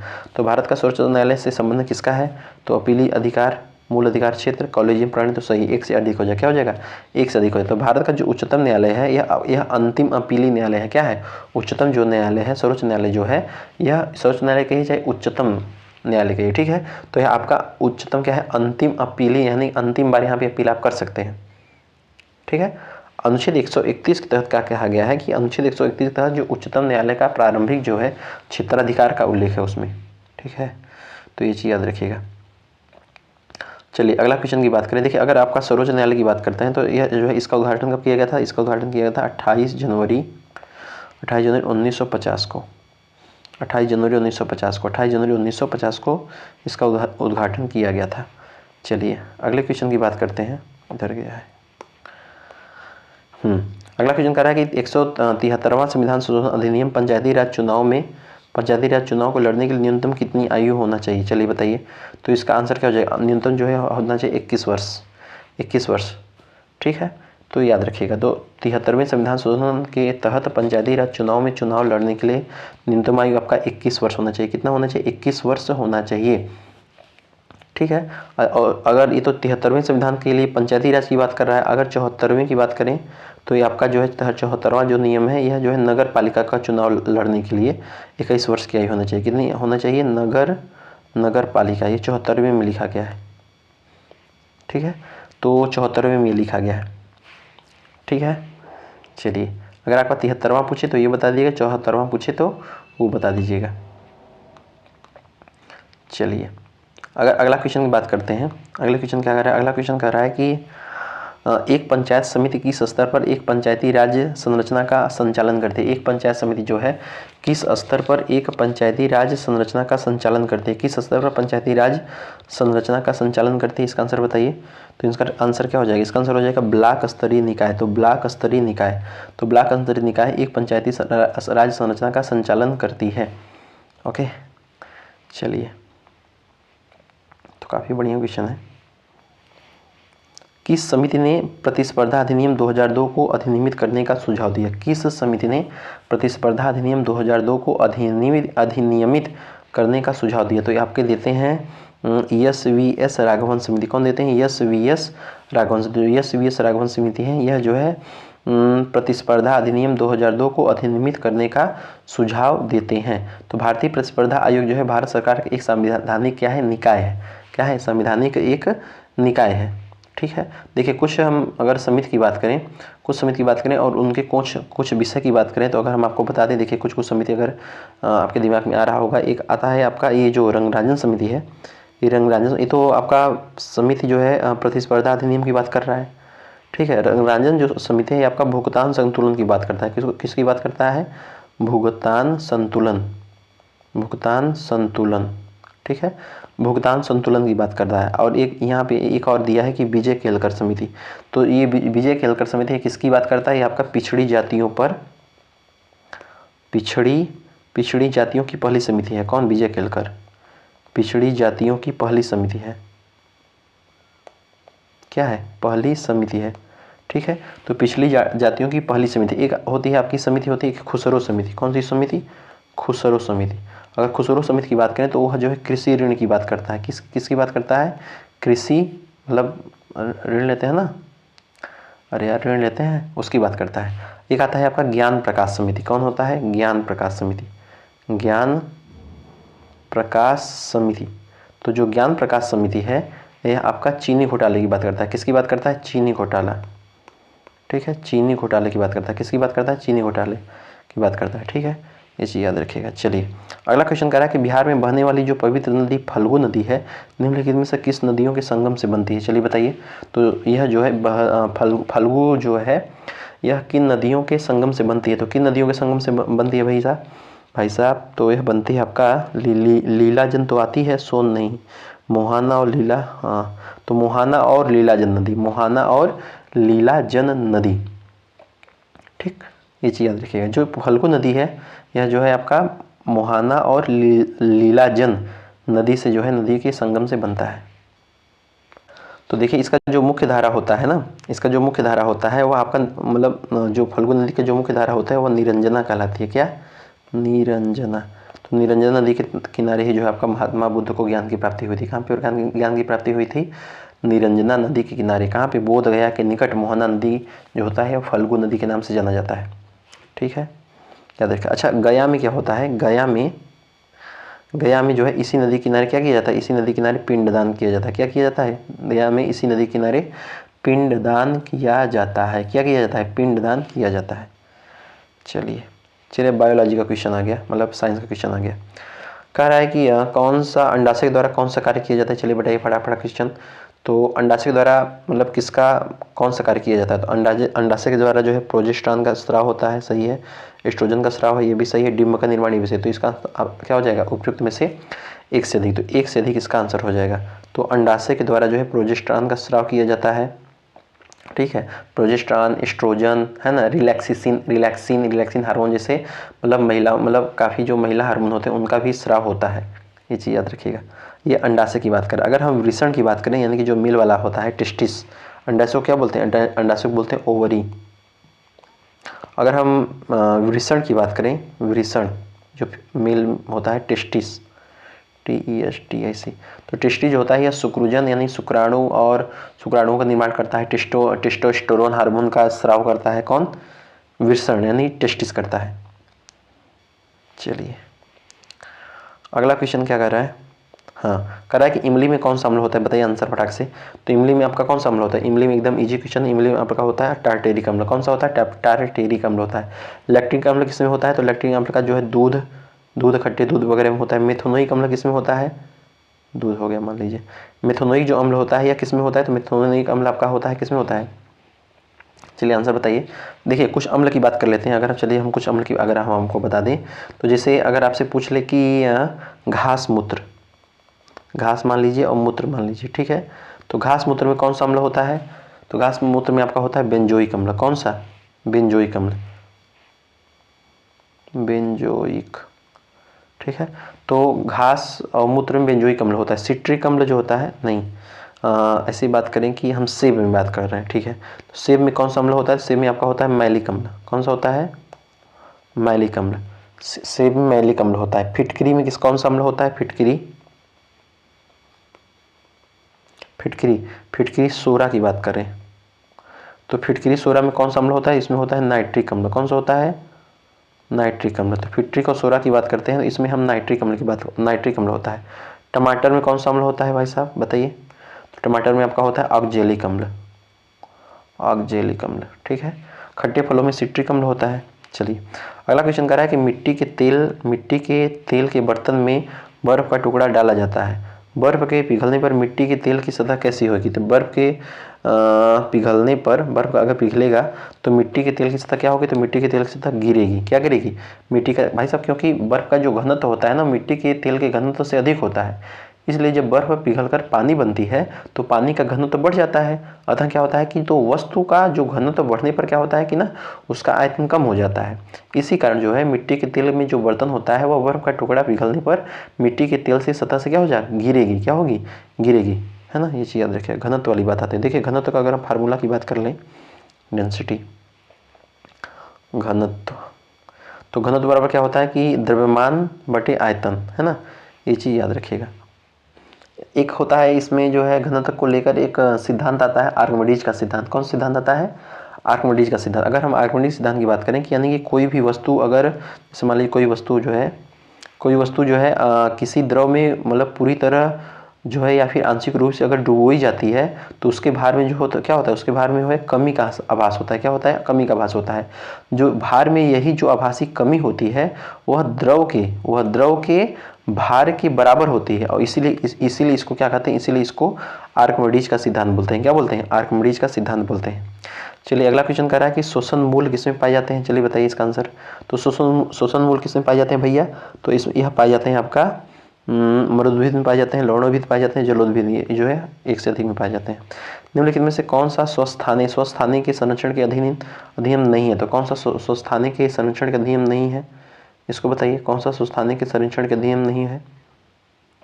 तो इसका आंसर क्या हो जाएगा? इसका जो है आपका हो जाएगा ये है राष्ट्रीय उद्यान है वनस्पति उद्यान। तो वनस्पति उद्यान इन सीटू यानी कि संरक्षण की अधिनियम जो है इसमें नहीं आता है। देखिए कुछ मतलब जैसे जैव विविधता होते हैं, जो जैव विविधता होते हैं उसको लेकर दो प्रकार के संरक्षण होते हैं। जैव विविधता जो संरक्षण होता है, संरक्षण, ठीक है, जो संरक्षण होता है आपका दो प्रकार का होता है। एक होता है स्वस्थानी, पढ़े होंगे आप लोग। एक होता है आपका बाह्य स्थानी, ठीक है। तो स्वस्थानी में क्या होता है? स्वस्थानी यानी कि जैसे इसमें राष्ट्रीय उद्यान आता है, वन्यजीव अभयारण्य आता है, समुद्री संरक्षित क्षेत्र आता है। और बाह्य स्थानी क्या होता है? वास्तव में जैसे बीज बैंक आता है, जीन बैंक आता है, चिड़ियाघर आता है, विश्व उद्यान आता है, ये सब आते हैं। चलिए अगली बात करें, कह रहा है कि सलीम अली पक्षी अभयारण्य, तो काफ़ी इंपॉर्टेंट है, इनको बर्डमैन बोलते हैं ना। तो सलीम अली पक्षी अभयारण्य कहाँ पे स्थित है? तो सलीम अली पक्षी अभयारण्य कहाँ पे स्थित है बताइए आंसर। तो यह जो है पश्चिम बंगाल नहीं यार, ये तो गोवा में स्थित है। सलीम अली पक्षी अभयारण्य आपका कहाँ स्थित है? गोवा में स्थित है। कहाँ पे स्थित है? गोवा में। तो इसका हो जाएगा ई। अगर आपसे पूछे कि सलीम अली पश्चिम विज्ञान मतलब विज्ञान जो केंद्र कहाँ पे स्थित है, विज्ञान केंद्र की बात करें तो आपका तमिलनाडु में स्थित है। कहाँ पे स्थित है? तमिलनाडु में, है ना, वो तमिलनाडु में स्थित है। सलीम अली को बर्डमैन ऑफ इंडिया कहा जाता है। अगर पूछे कि आपका जलमैन किसको कहते हैं, वाटरमैन किसको कहते हैं, तो इंद्र, राजेंद्र, किसको बोलते हैं? राजेंद्र, है ना, राजेंद्र। चलिए अगर कुछ हम पक्षी अभयारण्य की कहीं हम बात कर लें तो बिहार में कौन सा पक्षी अभयारण्य है? बिहार में कौन सा, बिहार में नागी बांध, नागी बांध पक्षी अभ्यारण्य, ठीक है। तो बिहार में नागी बांध पक्षी अभ्यारण्य है, ये चीज़ याद रखिएगा। अगला क्वेश्चन कह रहा है कि सोडियम हाइड्रोक्साइड और हाइड्रोक्लोरिक अम्ल की अभिक्रिया से सोडियम क्लोराइड और जल बनते हैं। तो सोडियम क्लोराइड और जल बनते हैं, यह कौन सी अभिक्रिया होती है, बताइए इसका आंसर। तो भाई साहब अगर आप सोडियम हाइड्रोक्साइड की बात करें यानी कि NaOH, ठीक है, और हाइड्रोक्लोरिक अम्ल यानी HCl, ठीक है, इसकी अभिक्रिया से क्या बनते हैं, इसकी अभिक्रिया से क्या बनता है, तो N इधर हो जाएगा, Cl होता है, यानी NaCl हो जाएगा और इधर H2 हो जाएगा, ठीक है। तो हो जाएगा आपका सोडियम क्लोराइड, तो सोडियम क्लोराइड हो जाएगा, ठीक है। तो यानी कि वह अभिक्रिया जिसमें कोई मतलब जब अम्ल वगैरह क्या होता है इसमें बस मतलब कि, तो इसमें आपका उदासीन बन जाएगा यार, उदासीनीकरण हो जाएगा। चलिए अगले क्वेश्चन की बात करें कि कह रहा है कि प्रिज्म के द्वारा जो है सफेद प्रकाश का जो परिक्षेपण में है, इसमें जो है कौन सा रंग अधिकतम विचलित होता है। तो अधिकतम विचलित होता है आपका बैगनी रंग जो है अधिकतम विचलित होता है ना। प्रिज्म के द्वारा जो है सफेद से मतलब जो सफेद रंग के द्वारा जो है परिक्षेपण में मतलब लाल रंग का जो है तरंगदैर्घ्य, लाल रंग का जो मतलब लाल रंग जो होता है सबसे कम विचलित होता है, लाल रंग जो है सबसे कम विचलित, इसलिए जो है रेड लाइट वगैरह जो होता है ना उसका विचलन कम होता है। रेड लाइट वगैरह लाल रंग का ही होता है, ठीक है, ताकि विचलन कम एक जगह दिखाई दे ठाक से। मेघ गर्जन के समय निम्नलिखित में से क्या सुरक्षित है। तो मेघ गर्जन समय खुली जगह में खड़े रहना नहीं है, छोटे पेड़ के नीचे आश्रय लेना ये भी सही है, खुली छतरी लेकर चलना ये नहीं। तो ऑप्शन नंबर बी हो जाएगा, ये चीज़ याद रखिए भाई साहब। मेघ गर्जन नहीं, बिजली गिरे तो सब लापरवाही ना करिए, है ना, टावर वगैरह से दूर रहना चाहिए। निम्नलिखित में से कौन सा अम्ल का क्षार संकेतक है, मतलब अम्ल क्षार का संकेतक है, कौन अम्ल क्षार का संकेतक। तो अम्ल क्षार का संकेतक कौन हो जाएगा, इसका आंसर बताइए फटाक से। अच्छा, तो सिरका नहीं है, ये हल्दी हो जाता है ना। हल्दी जो होता है अम्ल क्षार का संकेतक होता है। देखिए ये चीज़ याद ही रखे होंगे आप, एक याद रखिए कि अनीला, ठीक है, एक होता है आपका छलानी, ठीक है। देखिए अम्ल क्या करता है, अम्ल नीले को लाल कर देता है, क्षार क्या करता है, क्षार लाल को नीला कर देता है। लेकिन अगर यहाँ बात करें हल्दी की बात आती है, तो जो हल्दी होता है यह मतलब हल्दी अम्ल जो होता है, मान अम्ल की बात करते हैं, ठीक है, अम्ल, ठीक है। तो अम्ल अगर हम अम्ल को हम लाल लिटमस पेपर में मिलाएं तो लाल ही का होगा, कोई प्रभाव नहीं पड़ेगा। लेकिन नीले को क्या करेगा, नीले को लाल कर देगा। हल्दी को क्या करेगा, हल्दी को पीला कर देगा, ठीक है, याद रखिएगा। चाइना एक रोज आता है तो चाइना रोज को क्या कर देगा, मैजेंटा कर देगा। क्षार अगर आता है, क्षार नीला, लाल को छालानी, तो कोई प्रभाव नहीं पड़ेगा। हल्दी वाला की बात करें तो वो जो है उसको हरा भूरा कर देगा, इसको याद रखिएगा। चलिए अगला क्वेश्चन कह रहा है कि जब मृदा अति क्षारीय हो, उसमें पौधे पैदा नहीं होते हों, तो मृदा की गुणवत्ता में सुधार लाने के लिए क्या मिलाया जाना चाहिए। तो मृदा की जो गुणवत्ता है उसमें सुधार लाने के लिए क्या मिलाना चाहिए, तो उसमें मिलाना चाहिए आपका कार्बनिक पदार्थ। क्या मिलाना चाहिए, कार्बनिक पदार्थ मिलाना चाहिए। अगला क्वेश्चन कह रहा है कि प्रबल अम्ल, प्रबल दुर्बल अम्ल, दुर्बल क्षारक से बने जो है लवण पीएच का मान क्या होता है। तो प्रबल अम्ल और दुर्बल क्षारक से बने पीएच का मान कितना होता है, तो पीएच का मान होता है आपका 7 से कम होता है, ठीक है, 7 से कम होता है, ये चीज़ याद रखिएगा। 7 से कम होता है, क्या होता है, 7 से कम होता है, ये चीज़ एकदम याद रखिएगा।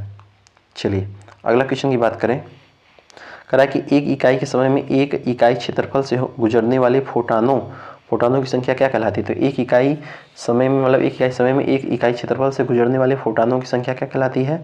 तो फोटानों की संख्या कहलाती है आपका प्रकाश की तीव्रता कहलाती है भाई साहब। प्रकाश की तीव्रता, प्रकाश की तीव्रता का मतलब क्या होता है, तो प्रकाश की तीव्रता बराबर होता है आपका प्रकाश ऊर्जा बटे क्षेत्रफल समय।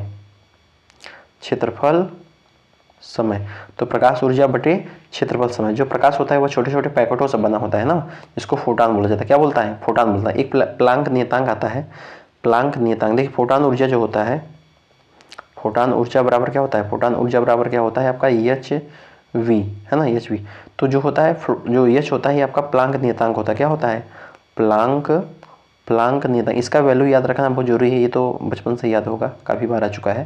तो इसका जो प्लांक नियतांक की वैल्यू होता है 6.626 × 10⁻34 जूल सेकेंड, है ना, ये चीज़ याद रखिएगा। चलिए अगला क्वेश्चन की बात करें, कह रहा है 48 इधर। अगला क्वेश्चन क्या कह रहा है 143 नंबर, कह रहा है कि क्षारीय बेसिक लेड कार्बोनेट का व्यापारिक नाम क्या है। तो क्षारीय बेसिक लेड कार्बोनेट व्यापारिक नाम क्या है, इसका आंसर बताइए। इसका आंसर हो जाएगा सफ़ेदा। क्या हो जाएगा, सफ़ेदा। क्या हो जाएगा, सफ़ेदा। तो देखिए कुछ क्वेश्चन है अगर हम आपको इंपॉर्टेंट बता दें, जिससे देखिए सफ़ेदा हो गया। तो सफ़ेदा का फुल अगर आपका फार्मूला पूछ ले तो याद है कि सफ़ेदा का फार्मूला क्या होता है। तो सफ़ेदा का फार्मूला क्या होता है बताएं। तो ये होता है आपका 2PbCO3.PbOH का होल ट्वाइज। याद रखिएगा। गैलेना जो है आपका PbS होता है। गैलेना जो होता है, गैलेना आपका क्या होता है, गैलेना आपका PbS होता है, PbS होता है। ये चीज़ याद रखिएगा। सिंदूर की बात करते हैं, देखिए इससे सिंदूर भी जुड़ा है, लाल सिंदूर। ठीक है, लाल सिंदूर। तो लाल सिंदूर का फार्मूला अगर क्या हो जाएगा, ये आपका हो जाएगा Pb3O4 हो जाएगा। क्या हो जाएगा, Pb3O4 हो जाएगा। चलिए अगला क्वेश्चन कह रहा है कि निम्नलिखित में से किस तत्व की परमाणु त्रिज्या सबसे बड़ी है। चलिए बताइए आंसर। तो किस तत्व की परमाणु त्रिज्या सबसे बड़ी है। तो भाई साहब परमाणु त्रिज्या की बात करें तो सबसे बड़ी है आपका लिथियम की। सबसे बड़ी किसकी, लिथियम। इसके बाद फिर बेरिलियम, फिर बोरान आता है, इसके बाद फिर ऑक्सीजन आता है ना। ये चीज़ याद रखिएगा। चलिए अगला क्वेश्चन कर रहा है कि किस पदार्थ की विशिष्ट ऊष्मा हो सकती है। किसी पदार्थ की जो विशिष्ट ऊष्मा है वो क्या हो सकती है। तो विशिष्ट ऊष्मा जो होती है वो आपका परिमित भी हो सकती है, शून्य भी हो सकती है, ऋणात्मक भी हो सकती है, यानी एक से अधिक हो सकती है। क्या होती है, एक से अधिक हो सकती है, एक से अधिक हो सकती है ना। किसी निकाय के द्वारा क्या होता है कि ऊष्मा जो है अवशोषित भी होती है, तो विशिष्ट ऊष्मा क्या होती है, धनात्मक होता है। किसी निकाय के द्वारा ऊष्मा यदि अवशोषित की जाती है तो विशिष्ट ऊष्मा ऋणात्मक हो जाता है।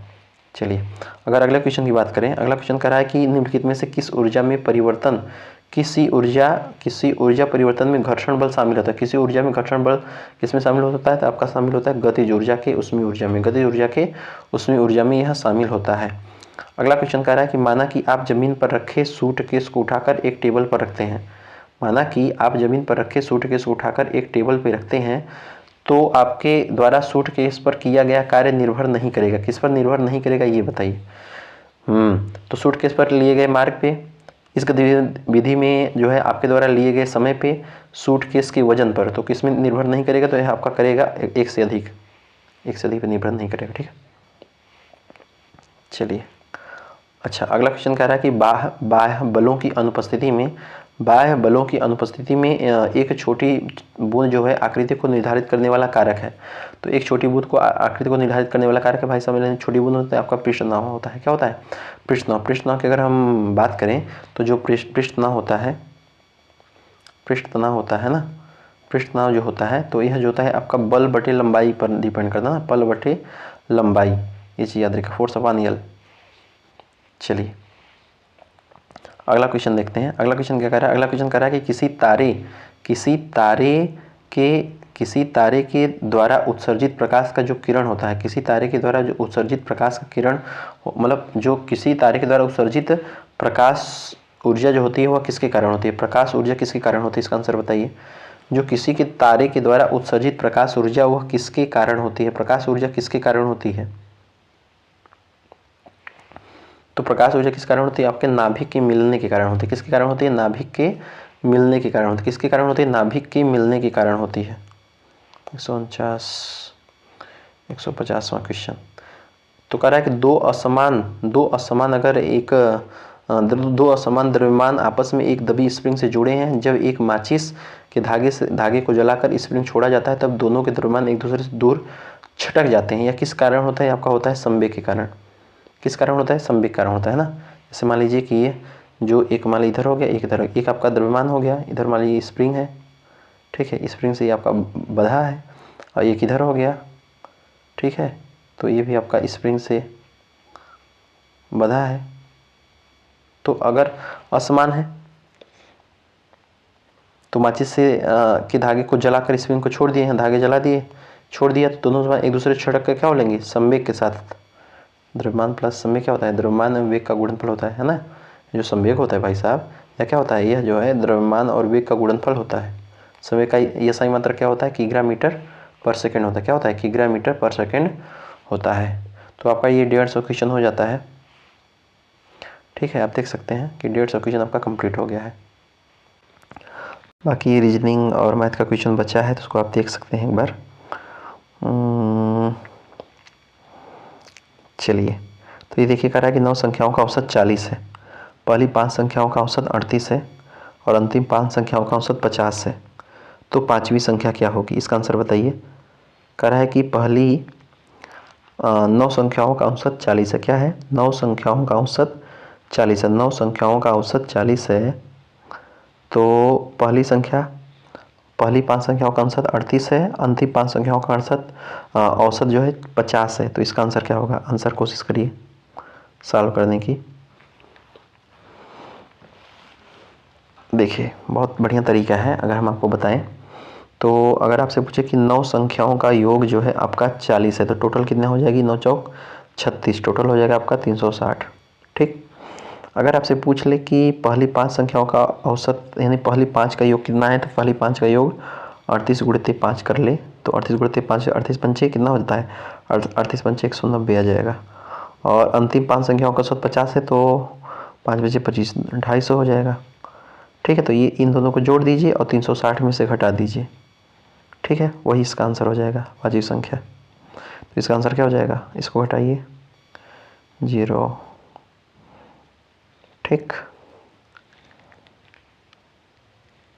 नहीं पहले इसको तो जोड़िए, 9 5 14 हो जाएगा, 2 1 3 1 4 हो जाएगा,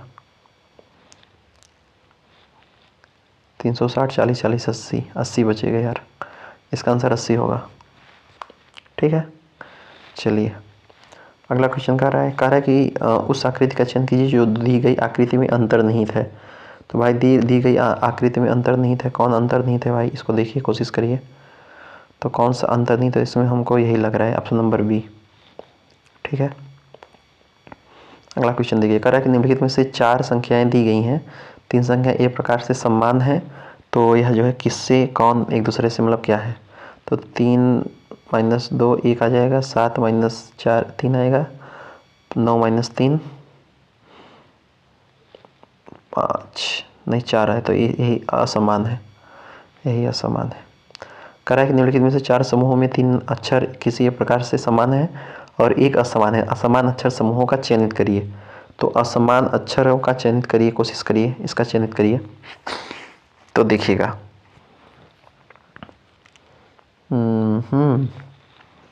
इसका आंसर क्या होगा? कह रहा है कि डी से सी जा रहा है, D4 हो जाएगा, C3, फिर मतलब 4 एक सेकेंड, इधर हो जाएगा आपका, अरे यार इधर आपका 4 हो जाएगा, फिर 3, फिर 2, इधर x,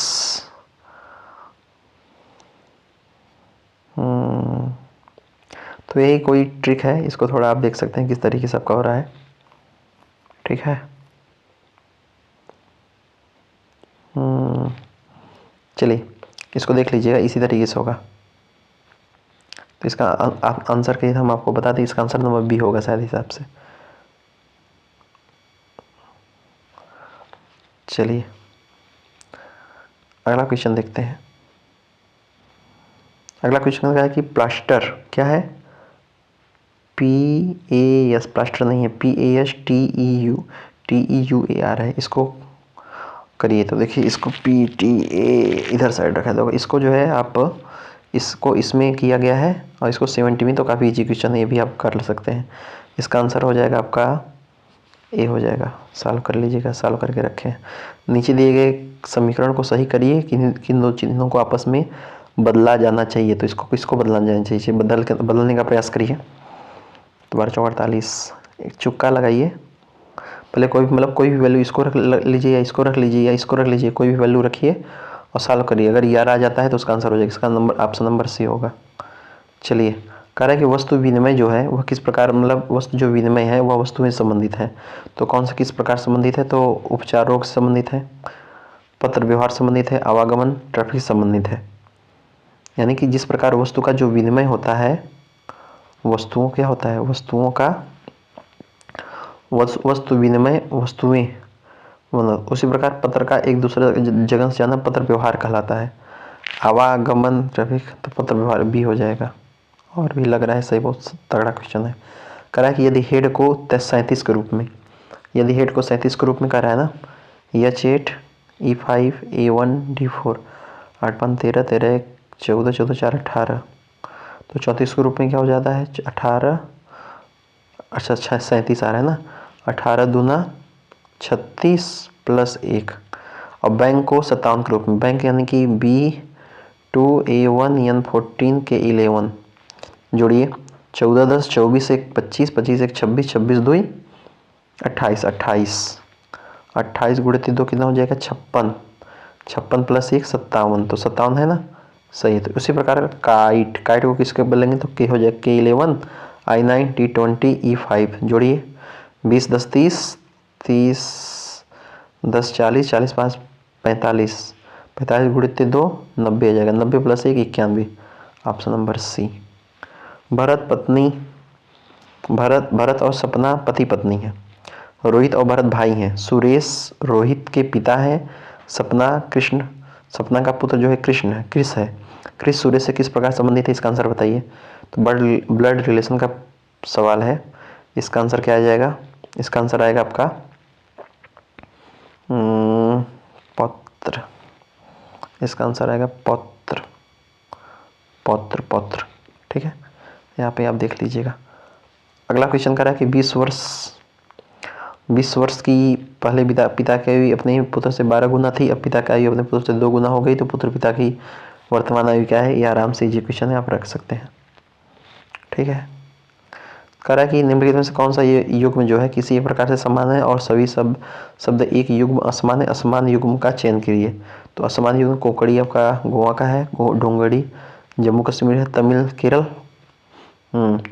केरल में नहीं है, तमिल जो है केरल में, तमिल तो इधर साइड है, केरल में आपका मलयालम भाषा बोली जाती है, ऑप्शन नंबर सी हो जाएगा। कह रहा है कि निम्नलिखित में से किसको बदले, भाई इसको बदल दीजिएगा, कोई दिक्कत नहीं है, आराम से बदलिए आप। 9 आंसर आए, कोई भी वैल्यू रखिए है ना, इन लोगों का 9 आना चाहिए, ऑप्शन नंबर बताने, इसका ऑप्शन नंबर ए होगा। अगला क्वेश्चन कह रहा है कि निम्नलिखित नीचे दिए गए लुप्त संख्या का चयन करिए। तो लुप्त संख्या कह रहा है, तो लुप्त संख्या का चयन करना है, तो लुप्त संख्या का चयन करने का प्रयास करिए, देखिए क्या होगा इसका। अच्छा तो 17 3 20 2 22, तो मान लीजिए 17 5 22 हो रहा है, तो बहुत ज़्यादा जा रहा है यार, 22 5 है, तो इधर प्लस 5 कर रहे हैं, और 22 10 नहीं कर रहे हैं, 22 10 32 32 5 37, तो इधर 15 कर रहे हैं, प्लस 15, 23 5 28 28 5 43, बिल्कुल सही है। तो 16 5 क्या हो जाएगा, 16 5 21 हो जाएगा, इस 21 आंसर। नीचे दिए गए 4 युग्मों को में से 3 युग्म किसी एक प्रकार समान है और एक युग्म असमान है, असमान संख्या युग्मों का चयन करिए। तो असमान युग्म संख्याओं का चयन करने का प्रयास करिए। तो देखिएगा 26 और -56 का रहा है ना, तो ये 30 आता है, 49 और 82 माइनस कितना आता है, तो 49 82 माइनस 30 आता है, नहीं 33 आता है, इधर 3, ठीक, 82 माइनस 49 कर रहे हैं, उल्टा कर रहे हैं गुरु। 37 माइनस ये आपका 20 आता है,